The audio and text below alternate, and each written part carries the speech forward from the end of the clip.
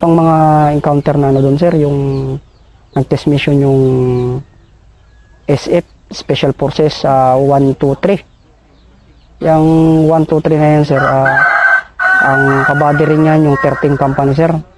Nung mag-zoning din kami yan sir dito sa barangay na may guide din, tinuro.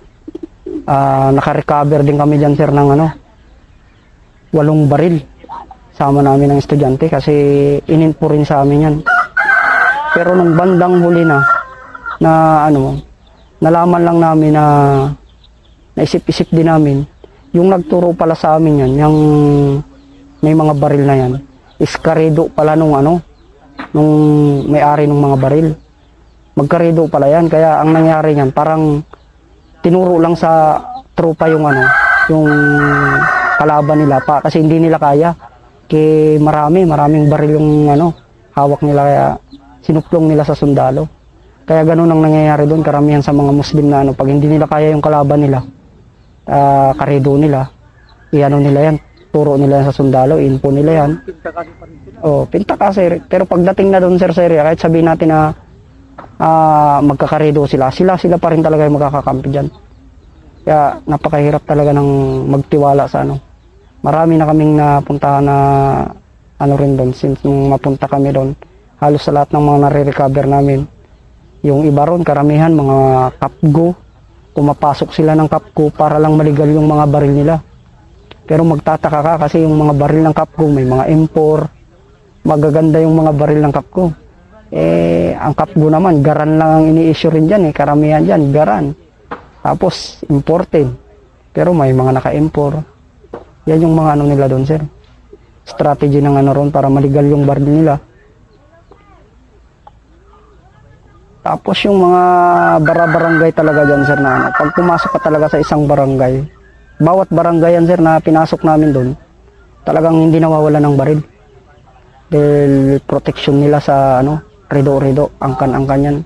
Talagang kaya mahirap magkumpiyansa na pag magkaroon ng enkwentro doon sa lugar nila, sa barangay, diyan nalalabas na talagang yung baril na yun, hindi lang sa karido nila gamit, pati sa tropa yan ang ginagamit nila, sir, ng mga baril na yan. Yan yung nila, sir. Na-experience din namin dyan, sir, nung mahal na araw nung 2012, last 2012 Holy Week, nung makuha naman ng 12 company yung sir, yung kampo ng Abong-Abong. Marami ring landmine talagang nagkalat na landmine doon. Tapos nagpalitan yung 3 kumpanya doon para bantayan yung kampo na yun dahil di pa na-scour. Nung nandun kami nung time na kami na yung nandun 13 company, doon kami ka-experience ng series landmine. Yan, sir? 2 combat group kami. Tapos nung pumasok kami doon sa kaya may naiwan man doon sa pinaka-TCP, kami nagpapatrol, i-hit namin yung score namin yung pinaka-tuktok ng Abong-Abong Peak. Pagdating namin doon sa tuktok na consolidate na kami doon, na-score namin, pabalik na kami noon, biglang sumabog yung series landmine. Maraming nawawundid sa amin. 40 kaming umakyat doon, sir. Ang wala lang tama sa amin is 11 lang, sir. Halos lahat yun, sir, na yung 29 tropa wounded yan, sir. Nakatikim talaga ng yan. Series landmine talagang Tapos doon, sir, dahil medyo napakalayo talaga ng ng landing zone para maibak yung wounded, at wala ring masyadong tropa na kabady doon para tumulong mag-reinforce, mag-ibak doon sa nahirapan talaga kami na magbaba doon sa namatayan din doon, sir, ng 2 tropa. Tapos yun nga, sir, yung 29 na wounded. Yan yun, sir, sa Abong-Abong Peak yan, sir. Kaya mahirap din talaga doon kasi ang Abong-Abong, sir, ang nakakasakop niyan, sir, na yan, sir, Manggal, sir. Sumisip area na yan, sir. Yung tinatawag nila, sir, na Abong-Abong Peak. Yan yung isa sa pinaka sir. Yun ang sabi na iskurad doon? Yun, sir. Yung nalandmine, sir. Di ba naka-iskur muna kayo ron? Sir. Yung sumisip na yan, sir. Talagang baluarte yan, sir. Kahit sabihin natin na napasok na yan, na-clear na yan, ang kalaban talaga yan, sir, balik-balik lang.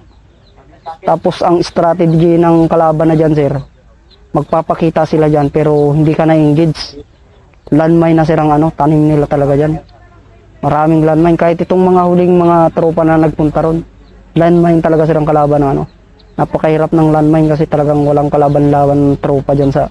Maganda pa yung maengkwentro ka na makita mo talaga na kung paano yung mo, diskarte mo sa kalaban. Kaysa yung ganun sir na landmine na wala ka man lang di mo alam kung ilan pa ba yung landmine na yan. Maraming naka-experience dyan sir, marami rin tayong tropa dyan na namatay dahil sa landmine. Lalo na nung mga nagpasalukuyan ng test mission. Halos kada operate ng tropa, landmine sa lubong talaga sir, landmine talaga. Kaya, So, rin pagpari ng landmine. landmine talaga sir ang sir. Sa amin nun, wala pang landmine, pero encuentro lang. Ang mahirap pa sir, nung maganda talaga sir pag makauna tayo dyan, surprise sila ba?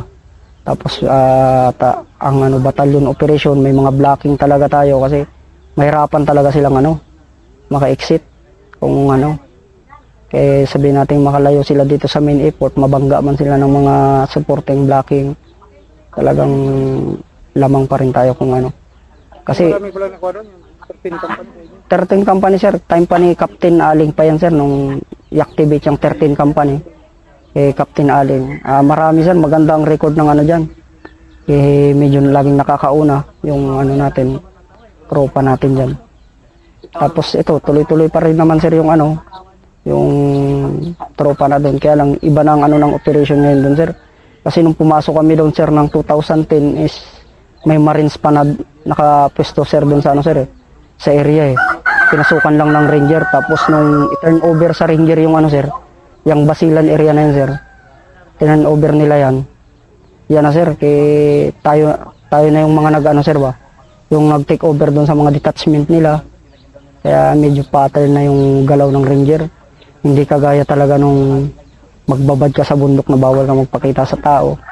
Nung nagtayo na ng mga kumpanya, doon na sir sa hindi man maiwasan niya na paglabas ng tropa, may mga makakakita na na mga pasabilis, text na kagad dyan, o may naglaro na tropa, ganyan dun sa alerto kayo dyan. Kaya kahit sabihin natin maraming sighting, malayo pa tayo, nakaka-exit na sila. Kaya mahirap pa rin sir sa experience namin, lalo na dun sa mga previous encounter na laging may guide. Mahirap talaga sa magtiwala sa Muslim. Meron pa yan sir no na time na nag-guide yung Muslim, tapos pagdating dun sa area, tinakbo niya yung baril. Tinakbo niya yung baril, pero yung baril na yun, walang firing pin yun. Dahil minaruan din siya ng tropa, kulang din yung sa kanya, tiwala talaga. Lang sila, in-engage lang dun sa harapan, nung mapukpok na, nanap na yung guide, nawala naman nag-exit na rin. Tinakbo niya yung baril. Kaya iba talaga ang sir, Muslim. Oo sir. Sa ngayon sir, tuloy-tuloy pa rin yung doon sir, yung